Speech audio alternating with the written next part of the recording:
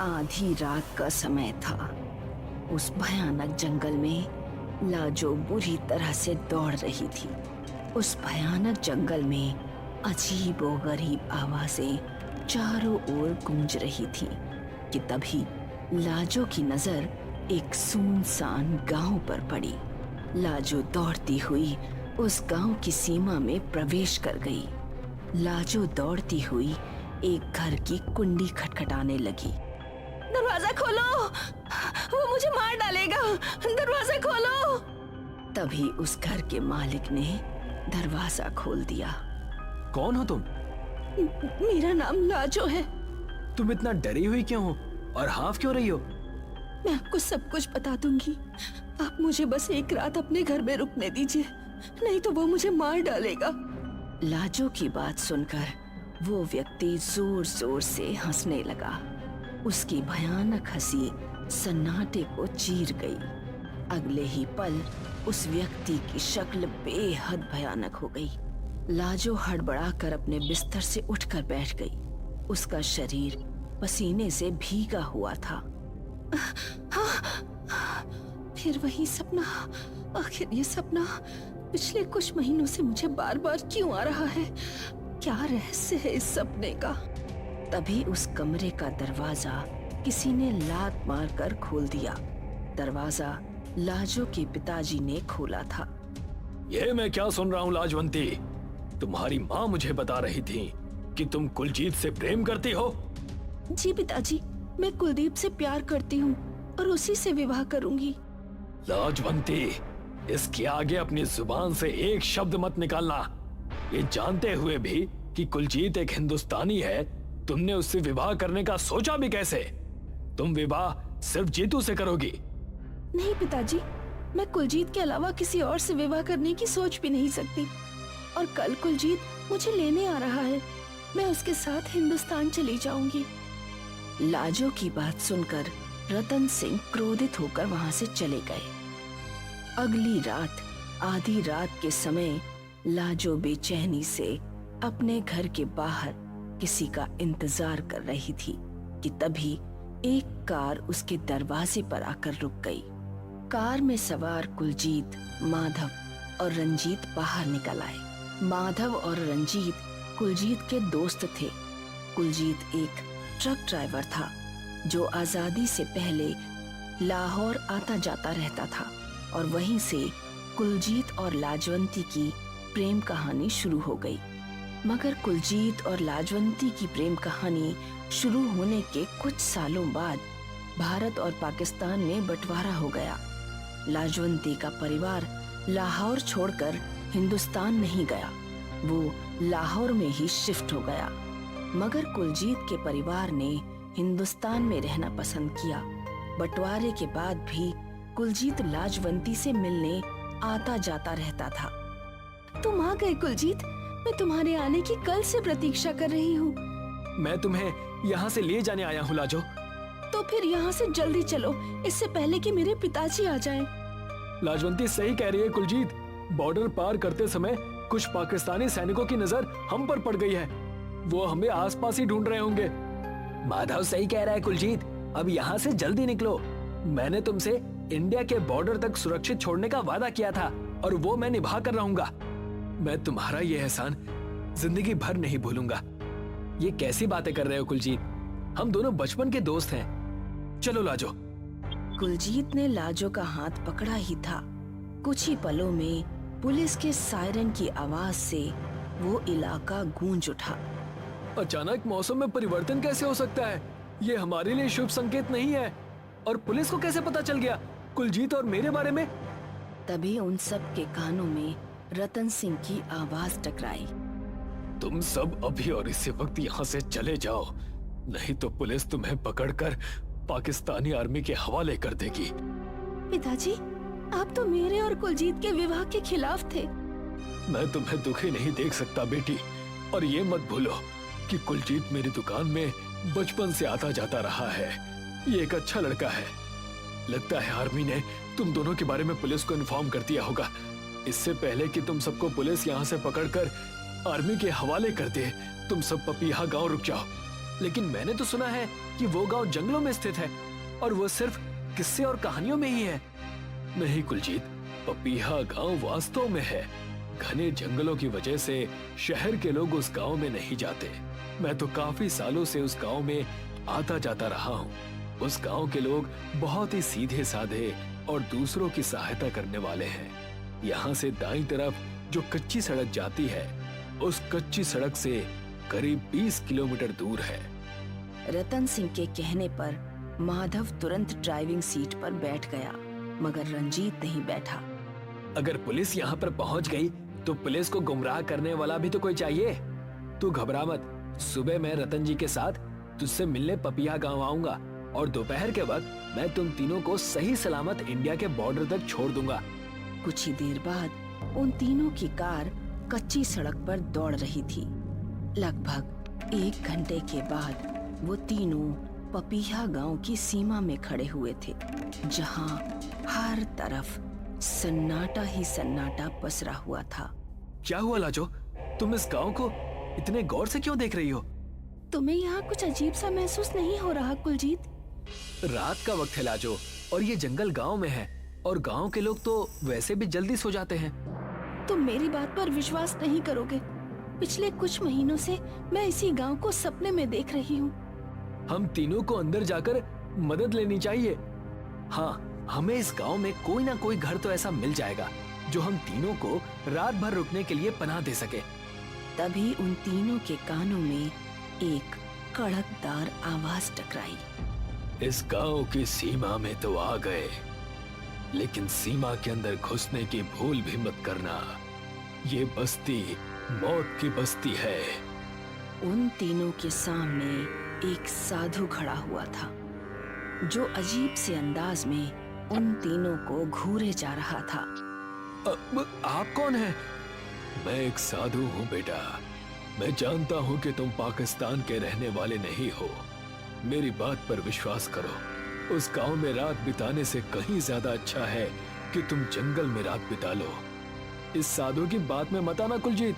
अगर रात हमने जंगल में बिताई ना, तो जंगली जानवर हम तीनों को जिंदा नहीं छोड़ेंगे। और अगर जंगली जानवरों से बच गए तो पुलिस हमें तलाशती हुई यहाँ जरूर आएगी। हमारा देश साधु संतों का ही देश है बाबा। इतना बोलकर कुलजीत दोनों को लेकर पपीहा गांव के अंदर घुस गया। कुलजीत एक घर के बाहर खड़ा होकर उसके दरवाजे की कुंडी खटखटाने लगा। रुक जाओ, आता हूँ। एक बूढ़ा व्यक्ति घर का दरवाजा खोलकर उन तीनों को सवालिया नजरों से देखने लगा। कौन हो तुम लोग? हम तीनों मुसाफिर हैं बाबा। हमें आज रात रुकने के लिए जगह चाहिए। अंदर आ जाओ। वो बूढ़ा उन तीनों को अंदर ले गया। तुम तीनों के चेहरों को देखकर ऐसा लग रहा है कि जैसे कि तुम तीनों ने दोपहर का भोजन भी नहीं किया। मैं तुम्हारे लिए कुछ खाने को लेकर आता हूँ। इतना कहकर उस बूढ़े ने अपनी पत्नी को आवाजें लगानी शुरू कर दी। कमला, अरे ओ कमला, देखो हमारे घर में शहर से कुछ मेहमान आए हुए हैं। इनके लिए भोजन लेकर आओ। कुछ देर बाद एक बूढ़ी स्त्री, जिसने एक लंबा घूंघट डाल रखा था, कुलजीत, माधव और लाजो के सामने बड़ी बड़ी प्लेटों में भोजन ले आई। वो भोजन ऊपर से एक बड़ी सी थाली से ढका हुआ था। संकोच मत करो, निसंकोच होकर पेट भरकर भोजन करो। मैं तुम तीनों के सोने का इंतजाम बगल के कमरे में करवा देता हूँ। जैसे ही भोजन करने के लिए उन थालियों को हटाया, एक प्याले में एक इंसान का सर कटा हुआ रखा था और कुलजीत के प्याले में एक कटा हुआ हाथ और माधव के प्याले में किसी इंसान की कटी हुई टांग रखी हुई थी। वो तीनों घबराकर उठ खड़े हुए। तभी उस बूढ़े व्यक्ति का चेहरा देखते ही देखते भयानक हो गया और उस बूढ़ी औरत ने अपना घूंघट उठा दिया। घूंघट के अंदर एक बेहद भयानक दिखने वाली स्त्री मौजूद थी। कौन हो तुम लोग? तुम सब मुर्दा गांव में आ गए हो बेवकूफों। क्या तुम्हें नहीं पता? यहाँ लोग जिंदा तो आते हैं, लेकिन कभी जिंदा जाते नहीं हैं। उस साधु की बात सही थी कुलजीत। हम सब एक भूतिया गांव में फंस चुके हैं। लाजो सही कह रही है कुलजीत। मुझे लगता है कि लाजो के पिताजी ने हम सबको जानबूझकर मौत के मुंह में फंसाया है। ये समय इन सब बातों का नहीं है। ये समय अपनी जान बचाकर भागने का है। अगर ये लाजो के पिताजी की घटिया चाल है तो मैं उनकी ये चाल नाकाम कर दूंगा माधव। अगर मेरी लाजो को कुछ भी हुआ तो मैं गदर मचा दूंगा। इतना कहकर कुलजीत लाजो का हाथ पकड़कर बहुत फुर्ती से घर से बाहर निकल गया। मगर जैसे ही वो सब घर के बाहर निकले तो सामने का नजारा देखकर उन तीनों के रोंगटे दहशत से खड़े हो गए। उन तीनों के सामने बेहद भयानक मुर्दा दिखने वाले लोग खड़े थे, मानो कि उस गांव में कोई जिंदा इंसान रहता ही ना हो। तभी वो बूढ़ा और उसकी पत्नी घर से बाहर निकल आए। उन्होंने किसी जानवर की तरह छलांग मारते हुए माधव को दबोच लिया। मुझे बचाओ कुलजीत, मुझे बचाओ। मगर कुलजीत के बचाने से पहले ही उस भयानक दिखने वाले बूढ़े ने माधव की गर्दन उसके धड़ से अलग कर दी। कुलजीत लाजो का हाथ पकड़कर भागने लगा। तभी कुलजीत को अंधेरे में दो लोग दिखाई दिए। वो रतन सिंह और रंजीत थे, जो कुलजीत और लाजो का रास्ता रोककर खड़े हो गए। उन दोनों के गले में एक लॉकेट अंधेरे में चमक रहा था। कुलजीत और लाजो दोनों बुरी तरह से फंस चुके थे। उनके पीछे उस गांव के भयानक मुर्दे उनकी ही ओर आ रहे थे। तुम दोनों यहाँ से जिंदा बचकर नहीं जा सकते। कुछ ही देर में ये सारे पिशाच तुम्हारा खून पी जाएंगे और तुम दोनों के शरीर कंकाल में परिवर्तित हो जाएंगे। ये आप कैसी बातें कर रहे हैं पिताजी? आपने तो मुझे आशीर्वाद दिया था। अपनी बकवास बंद करो। तुम मेरी पुत्री नहीं हो, मेरी कभी कोई संतान थी ही नहीं। मैंने तुम्हें आज की रात के लिए ही पाल पोस कर बड़ा किया था। अगर आज रात तुम्हारा ये बेवकूफ हिंदुस्तानी साथी तुम्हें पाकिस्तान से इंडिया ले जाने के लिए नहीं आता तो मैं खुद जबरदस्ती तुम्हें इस गांव में इन पिशाचों के हवाले कर देता। रंजीत, तुम तो मेरे दोस्त थे। तुमने रतन सिंह जैसे राक्षस का साथ क्यों दिया? अमर कौन नहीं होना चाहता कुलजीत? सच तो ये है कि मैं तुम्हारे साथ में कभी था ही नहीं। मैं तो तुम्हारी पल पल की खबरें रतन सिंह को देता रहता था। तभी कुलजीत के कानों में उसी साधु की आवाज टकराई। ये दोनों सही कह रहे हैं कुलजीत। साधु तेज तेज कदमों से कुलजीत के सामने आकर बोला, रतन सिंह सही कह रहा है। लाजो उसकी पुत्री नहीं, बल्कि ये तो इस बेचारी को किसी अनाथालय से उठा लाया था। ये इसी गांव में आकर बरसों से काली विद्या का पाठ कर रहा है और ना जाने कितने असहाय लोगों की बलि दे चुका है।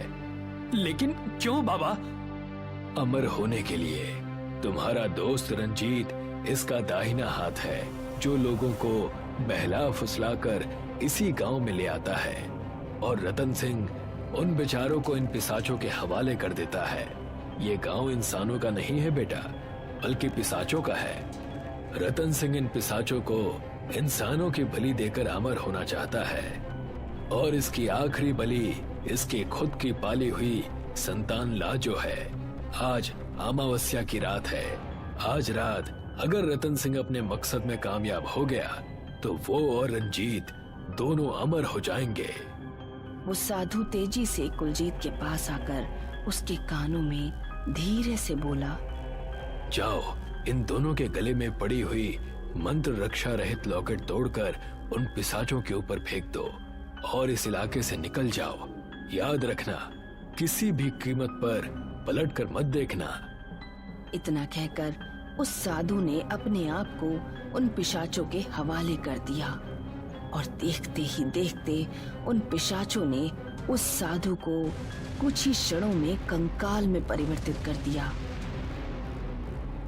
कुलजीत ने रतन सिंह और रंजीत को कुछ भी सोचने और समझने का मौका ही नहीं दिया।